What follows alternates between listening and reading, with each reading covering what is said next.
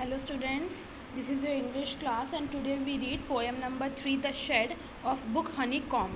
ठीक है, शेड का मतलब क्या होता है? छपरी टाइप का। जैसे आपने देखा होगा, आपको पता है शेड क्या होता है?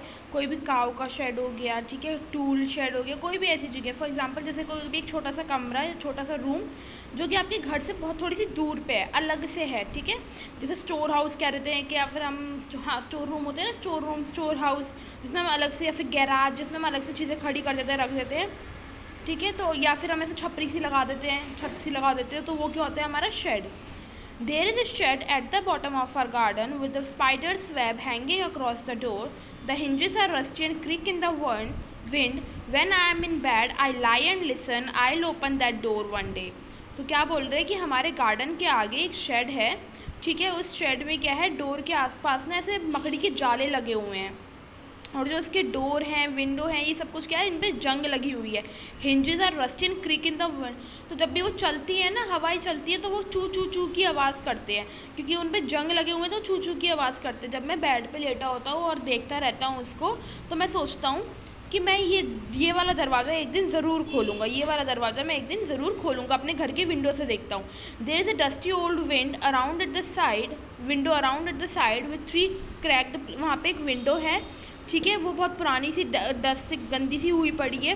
उसके 3 शीशे टूटे हुए हैं। जैसे 4 हिस्से होते हैं ना विंडो में ऐसे, तो उसमें 3 जो हैं वो टूटे हुए हैं, उसमें ग्लास ही नहीं है। I often think that there some, मुझे लगता है कि कोई मुझे वहाँ से जब भी मैं वहाँ से निकलता हूँ तो मुझे ऐसा लगता है कि मुझे वहाँ पे कोई घूर रहा है, ठीक है। तो मैं सोचता हूँ कि मैं एक दिन ज़रूर उस विंडो के अंदर झाँकूँगा।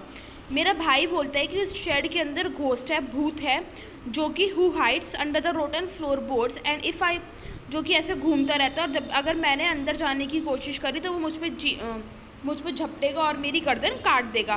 पर मैं फिर भी एक दिन अंदर ज़रूर जाऊंगा। आई नो, मुझे पता है कि इसमें कोई घोस्ट नहीं है। मेरा भाई मुझसे झूठ बोलता रहता है ताकि वो इसके अंदर जा सके और रह सके। There is not any one staring, कोई भी ऐसा नहीं है जो मुझे घूर रहा है या फिर कोई आवाज़ें निकाल रहा है। And the spider has been gone from his web since I don't know when. और जो स्पाइडर, जो मकड़ी है, वो भी अपना घर, वो जाला बना के जा चुकी है, और ये भी नहीं पता मुझे कब जा चुकी है।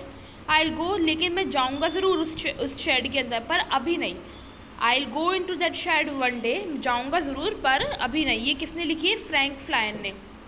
तो बेटा इसके अंदर क्या है? शेड। शेड एक तरीके से कोई भी स्टोर हाउस या कुछ भी इस तरीके से दे रखा है। तो उसके घर के आगे जो पोएट है फ्रैंक फ्लाइन, इसके घर के आगे क्या था? एक शेड था जिसका दरवाज़ा टूटा पड़ा था। दरवाजे के बाहर मकड़ी के जाले लगे हुए थे, ठीक है, जंग लगा हुआ था, इस तरीके से था। विंडो के जो ग्लासेस हैं वो निकले हुए थे, ठीक है। मेरा भाई बोलता था कि इसके अंदर घोस्ट है, लेकिन और मुझे कोई ना कोई देख रहा है, बट मुझे भी पता था कि ऐसा कुछ नहीं है। तो मैं हमेशा सोचता था कि मैं इसके अंदर जाऊंगा ज़रूर, जाके ही रहूँगा, लेकिन अभी नहीं जाऊँगा, अभी सही टाइम नहीं आया। सो ये आपकी पोएम यहाँ पे फिनिश होती है, the shed. Okay, thank you so much. I hope सबको समझ में आ गई हो। नहीं समझ में आएगी दोबारा रिवाइंड करके, दोबारा से प्ले करके सुनना। Thank you so much.